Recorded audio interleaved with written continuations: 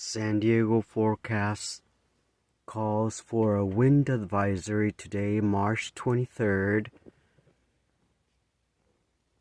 starting at 5 p.m. to 8 o'clock. Gusty winds could blow around unsecured objects. Tree limbs could be blown down.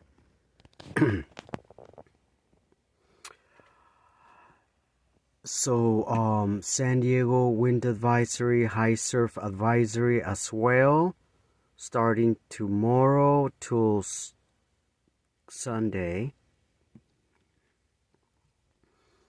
And this news break has been brought to you by R2D2, a fictional robot.